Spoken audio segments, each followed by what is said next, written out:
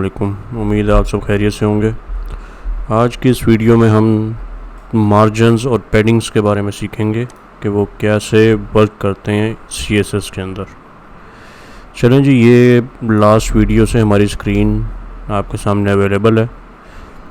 अब इसमें थोड़ी सी हम मार्जिन्स और पैडिंग्स ऐड करते हैं। फ़र्स्ट ऑफ ऑल मैं थोड़ा सा कोई रैंडम टेक्स्ट ऐड कर लेता हूँ इसके अंदर। फ़ॉन्ट साइज़ ज़रा ज़्यादा है तो इसे मैं कम कर लेता हूँ, 16 पिक्सल।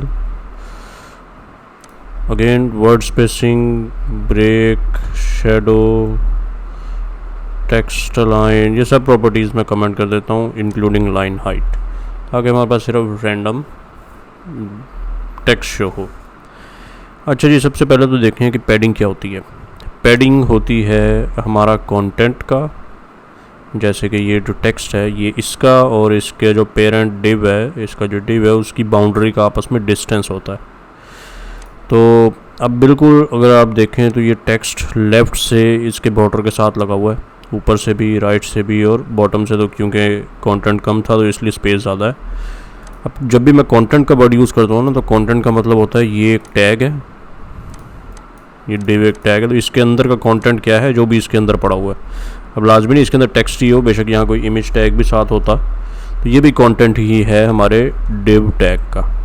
ठीक है, तो बेसिकली ये एक टैग है, ये उसका कंटेंट है। तो जब मैं कंटेंट का वर्ड यूज़ करता हूँ इसका मतलब है ये टेक्स्ट इस केस में। तो ये जो कंटेंट का और इसके टैग की बाउंड्री का आपस में फासला होता है, ये पैडिंग की प्रॉपर्टी से हम इसे बढ़ा या कम कर सकते हैं। चलें ऐड करते हैं। यहाँ आप लिखें पैडिंग कॉलन, और अगर मुझे फासला बढ़ाना है ऊपर से, जो टेक्स्ट है इसका और ऊपर से बाउंड्री का फासला बढ़ाना है इसी बॉक्स की, तो मैं लिखूँगा पैडिंग माइनस टॉप। और यहाँ अगर मैं लिख दूँ 20 पिक्सल, तो आप देखें ये टेक्स्ट का इसकी बाउंड्री के साथ फासला 20 पिक्सल इंक्रीज़ हो गया। तो पैडिंग टॉप डालने से 20 पिक्सल फासला ऐड हो गया टेक्स्ट का और उसकी बाउंड्री का। लेफ़्ट से डालना है स्पेसिंग टेक्स्ट की और उसकी बाउंड्री की। अब डजंट मैटर खाली टेक्स्ट है या कुछ और टैग भी हो सकते हैं। मैंने कहा कंटेंट का फासला, कंटेंट का इसकी बाउंड्री के साथ फासला बढ़ाना होता है, तो हम पैडिंग का इस्तेमाल कर सकते हैं। अब मैं यहाँ पैडिंग माइनस लेफ़्ट लिखूँगा और 20 पिक्सल लिखूँगा, तो आप देखेंगे कि लेफ़्ट साइड से भी 20 पिक्सल फासला इंक्रीज़ हो गया। राइट साइड से भी करना है तो आपके पास again you guessed it, padding right. इसी तरीके से पैडिंग हम बॉटम भी कर सकते हैं। अगर कंटेंट ज़्यादा होता तो हम आप देख भी लेते। तो अब आप देखिए चारों तरफ से फासला ऐड हो गया 20 पिक्सल। तो हमारे पास padding top, padding left, padding right और पैडिंग बॉटम की 4 प्रॉपर्टीज़ होती हैं, जिनकी मदद से हम चारों डायरेक्शन का, चारों अतराफ का डिस्टेंस बढ़ा सकते हैं कंटेंट का उसकी बाउंड्री के साथ। अच्छा, अब ये चारों प्रॉपर्टीज़ को हम एक ही प्रॉपर्टी में मर्ज करके भी लिख सकते हैं। आप यहाँ सिर्फ लिखें पैडिंग का वर्ड और यहाँ चारों प्रॉपर्टीज़ की वैल्यूज़ एक साथ दे दें। देने के लिए आपने याद रखना है क्लॉकवाइज डायरेक्शन। तो पहले आपने देनी है पैडिंग टॉप, फिर पैडिंग राइट, पैडिंग बॉटम और फिर पैडिंग लेफ़्ट। अब मुझे 4 प्रॉपर्टीज़ लिखने की ज़रूरत नहीं है, मैं एक ही प्रॉपर्टी की मदद से चारों की पैडिंग दे सकता हूँ। Padding top, right, bottom, left. अभी भी देखें कोई डिफरेंस नहीं आया, टॉप से भी 20 है, लेफ़्ट से भी, राइट से भी और बॉटम से भी। अगर आप चाहते हैं मुझे सिर्फ टॉप की पैडिंग चाहिए, राइट, बॉटम, लेफ़्ट की नहीं चाहिए, तो लेफ़्ट को 0 कर सकते हैं। ठीक है, अब लेफ़्ट से पैडिंग ख़त्म हो गई है। अगर आपको लेफ़्ट से भी चाहिए, टॉप से नहीं चाहिए, तो टॉप की पैडिंग ख़त्म कर दें। तो आप top, right, bottom, left clockwise, जैसे क्लॉक वर्क करता है ना, 12 बजते 3, 6 और फिर 9, तो वो क्लॉकवाइज डायरेक्शन है। पहले टॉप, फिर राइट, फिर बॉटम और फिर लेफ़्ट। यही आपने सिनेरियो इसके लिए याद रखना है। Top, right, bottom, left 4 values ऐसे दे सकते हैं आप। अब इसी तरीके से अगर मैं यहाँ पे 4 की बजाय 2 वैल्यूज़ दे दूँ, तो देखिए जो फर्स्ट वैल्यू है ये टॉप और बॉटम का पैडिंग है। ऑटोमेटिकली जो फर्स्ट वैल्यू है ये टॉप और बॉटम की पैडिंग है, और जो सेकंड है वो राइट और लेफ़्ट की है। अगर 4 देंगे तब तो ऑब्वियस है कि 4 चीज़ें हैं, टॉप, राइट, बॉटम और लेफ़्ट। अगर यहाँ 2 देते हैं तो ब्राउज़र खुद ब खुद समझ जाता है कि ये जो पहली है वैल्यू ये टॉप और बॉटम पैडिंग है। और ये जो है ये राइट और लेफ़्ट है। ये आप उस केस में यूज़ करेंगे जब आपको लेफ़्ट और राइट की एक जैसी पैडिंग देनी है और या टॉप और बॉटम की एक जैसी देनी है। ठीक है, मैं टॉप और बॉटम की 30 दे देता हूँ, राइट और लेफ़्ट की 10 दे देता हूँ। तो ये देखें टॉप से बढ़ गया, बॉटम से भी, राइट और लेफ़्ट से 10 पिक्सल पैडिंग ऐड हुई है। तो आप 2 वैल्यूज़ भी दे सकते हैं। और अगर आपकी चारों वैल्यूज़ सेम है, मींस के टॉप से भी 20 पिक्सल पैडिंग है, राइट से भी, बॉटम से भी और लेफ़्ट से भी, तो आप एक ही वैल्यू भी दे सकते हैं यहाँ पे। तो ब्राउज़र ऑटोमेटिकली अंडरस्टैंड कर जाएगा कि भाई अगर एक वैल्यू दी हुई है इसका मतलब चारों तरफ से एक ही जैसी पैडिंग ऐड करनी है। ठीक है, तो आपके पास यानी कि काफ़ी सारी ऑप्शंस हैं। अगर आप इनमें से कोई एक देना चाहें, जैसे कि आप सिर्फ यही देना चाहते हैं 4, तो भी ठीक है, इसमें कोई गलत चीज़ नहीं है। आप बिल्कुल इस तरह अलग अलग भी चारों की प्रॉपर्टीज़ दे सकते हैं। अगर आप चाहते हैं कि इन चारों के बजाय एक ही प्रॉपर्टी के अंदर मैं दे दूं, तो आप टॉप, राइट, बॉटम और लेफ़्ट इस तरीके से मेंशन कर सकते हैं। ये भी तरीका बिल्कुल ठीक है। जो आपको याद रह जाए वो आप अप्लाई कर सकते हैं, इसमें कोई बेस्ट तरीका नहीं है। अच्छा जी, इसके अलावा मार्जिन क्या होता है? मार्जिन जो हमारे पास प्रॉपर्टी है वो यूज़ होती है जब हमने ये किसी भी टैग के ऊपर इसका और किसी दूसरे टैग का आपस में फासला बढ़ाना होता है। अभी फ़िलहाल तो हमारे पास एक ही टैग है जो कि div टैग है हमारे ब्राउज़र पे। तो अब अगर मैं यहाँ मार्जिन की प्रॉपर्टी ऐड करूँ, और मार्जिन में भी अगेन पैडिंग की तरह 4 होती हैं, margin top, margin right, margin bottom, margin left. तो अभी मैं जैसे कि मार्जिन टॉप ऐड करता हूँ 20 पिक्सल, तो आप देखिए सेव करने पे ये बॉक्स 20 पिक्सल ऊपर से नीचे आ गया है।